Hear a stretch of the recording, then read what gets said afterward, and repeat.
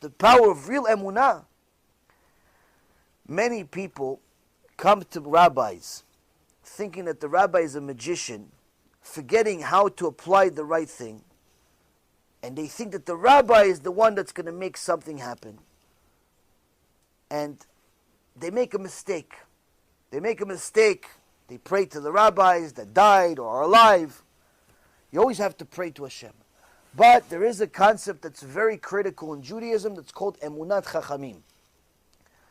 Meaning you have to have faith in the rabbis, faith in the Chachamim, that when they pray for you, HaKadosh Baruch Hu will answer their prayers. Not that they are powerful or they are doing any magic or anything supernatural, but rather that their prayers are going to be accepted by Hashem. Two couples come to Rav Ovadia, both crying for the same problem. Both of them haven't had children in a very long time. Rav Ovadia says, B'ezrat Hashem, you'll have a baby this year. A year passes, both couples come back. One is happy, one is sad. True story. One has a baby, says, Kvod Harav, we just had a baby, wanted Rav to see the baby, and we want to invite you to Brit Milah. We want to invite you to Brit Milah. Second friend comes and says, Kvod Harav, I'm really upset. How come you only blessed my friend? He goes, no, I blessed you too. I didn't just bless you, I blessed you too. He goes, hey, I got sold out here. Well, I got nothing. They got a baby, I got babkis. He goes, no. You got a blessing. Because how come it didn't work? Because let me ask you a question. What did you do right after I gave you a blessing? What did you go do? He said, to tell you the truth, Kvod Harav, after he told me that my wife is going to have birth, he's going to give baby, we went to the doctor. And we asked the doctor, what do you think of this rabbi? He said you can have a baby. And the doctor says, I don't know, maybe it's going to be a miracle. I don't believe in stuff like that, the doctor says. Scientifically, he says your wife, the doorknob may have a baby before your wife. So then we got really upset, so we went to another rabbi, and he says, B'ezrat Hashem. He said, okay, let's bring your friend. He goes, what did you do after I gave you a blessing that you're going to have a baby?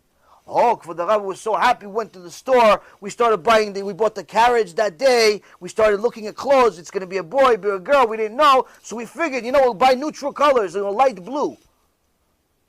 We started buying stuff for the baby. Why? Because why did you buy stuff? You didn't have the baby. He goes, no, but the rabbi said I'm going to have a baby. The rabbi said I'm going to have a baby. I'm going to have a baby. What do you mean? He says, you see the difference here? When I gave her a blessing, she said amen. She believed that my blessing from HaKadosh Baruch Hu is going to come true. You went second opinion, third opinion, fourth opinion, meaning you didn't believe, you didn't have emunah in the blessing of the rabbi. How do you expect it to work? How do you expect it to work?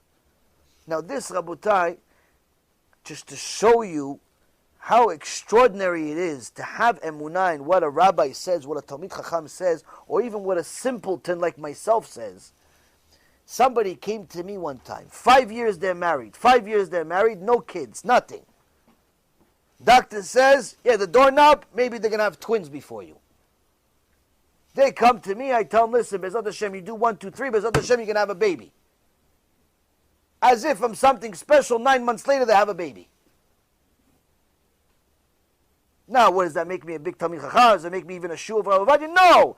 I said something, I prayed to HaKadosh Baruch Hu, they did what they were supposed to, they believed that the bracha is going to work, and guess what? It worked! And this happens many, many times when people have Emunat Chachamim. But if you don't have Emunat Chachamim, nothing is going to work, including your learning of Torah. Many times people learn Torah, and they doubt the Chachamim. They conflict with the Chachamim, like, I don't agree with the Rambam here. I don't agree that the Zohar is this. I don't this, I don't that. They start fighting with the Chachamim as if you're in a level to fight with them. And that's why they don't enjoy their learning. It's like torture for them. They don't understand why, who, what, when. Just today I get a question from a guy, young guy in his maybe late 20s, early 30s, nice kid, but I don't know, for some reason he has this like attachment where he's a Yetzirah. His Yetzirah is not like most people. His Yetzirah is to Kofrim. He has to listen to Kofrim. He's Kofrim rabbis. Every other day is a new one that he brings me that is another heretic. It's like he cannot find a single normal rabbi in the world. So he shows me this one now. He goes, oh yeah, listen, we don't believe, you believe in reincarnation? I said, well, it's in the Torah. What do you mean? No. This rabbi this one and rabbi that one, it says not in the Torah. It's nonsense. We don't believe. He goes, what do you think of that? I said, I think it's arrogant and ignorant. It's arrogant because you think you know more than the Chachamim, the countless Chachamim that said that it is true, that reincarnation is true, that it is valid. The Arizal wrote an entire Torah about it. The Zohar Kadosh talks about it. And it's ignorant because you assume that you know more than all of those Chachamim, even without learning what they wrote. Did you ever read the entire Zohar? Did you ever read the entire Arizal work? Did you ever read any of the other Kabbalistic work? Did you ever read the entire Gemara at least? Did you read the Chumash with commentary by Rashi? No, but some guy that says, no, we don't believe, you have Emunat Chachamim, but not Chachamim, Emunat Kofrim. You have Emunat in a Kofer. And that's what happens, Rabotai. People like this, they have Emunah in the wrong people. Why? Because it serves their purpose, because now they can just say, oh yeah, see, it's not all that, this Judaism. It's I don't have to keep this, and I don't have to keep that. They start looking for ways to get out of jail. They're looking for ways to get out of what, they don't like it. So they look for ways to excuse themselves from their sins. So when a person does not have emunat chachamim, when a person does not have real emunah, valid emunah, you simply cannot feel the joy and beauty and deliciousness of the Torah. Why? You're by yourself. You think that the Torah came from Ari over here. You think it came from me. You think it came from some human being. You don't think it came from HaKadosh Baruch Hu. A Torah like that, I wouldn't believe it either. But if you simply are like Noach ish tzaddik tamim bedorotav. What's tzaddik tamim? Righteous, we understand. That's tzaddik. What's tamim? Tamim is complete. Anything HaKadosh Baruch Hu says, Noach says amen. Anything the rabbi says, Noach says amen. I'm not asking, double checking, are you sure, Rabbi? Maybe this, maybe that. No, he said it, that's it. HaKadosh Baruch Hu put the words in his mouth. If you have such emunah in Chachamim, even if the rabbi makes a mistake, listen to this. If you have real emunat Chachamim, you go to a rabbi that has Yirat Shamayim, not some Joe Schmo.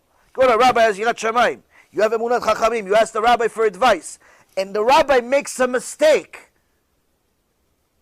He tells you this is a bad shidduch, but it's a really good shidduch. He tells you this is a bad job, but it's really a good job. Guess what? HaKadosh Baruch Hu loves the Chachamim so much, he's going to change nature just for the Chacham. He's going to tell you, don't take the client, but you take the client. You take the client, don't take, whatever he says. He tells you the wrong thing to do, Hashem is going to change nature just to make sure the Chacham doesn't look bad. Meaning it was wrong, but now he's right. Why? HaKadosh Baruch Hu doesn't want to make the Chachamim look wrong. That's how much HaKadosh Baruch Hu loves Chachamim. It's very important for us to know how critical it is to have real emunah. Because that way, Rabotai, you could feel the joy and beauty of the Torah. When you're learning Torah, and you're constantly trying to fight with the Chachamim that are in a different world than you. You disagree with Rashi, you disagree with the Rambam. You just started learning Torah a year or two ago, and you're already disagreeing with the sages. You read, Yalkut Yosef, you're like, nah, I'm not really sure I'm going to accept this one. That's such high level of pride, you're never going to enjoy the Torah. And you're going to become like one of these heretics that's a miserable, miserable person, but thinks he knows better than everybody else. And that's not a life. That's a Torah that's samam of it. The Torah, Gemara says in Masechet Shabbat, if he learns it, a person has Yirat Shamayim, learns Torah that's real Torah, Torah is Sam Chaim. It's the potion of life. But if not, the Torah itself turns samam of it, turns into potion of death, poison. Same Torah. Could be potion of life or potion of death, depending on how we treat it.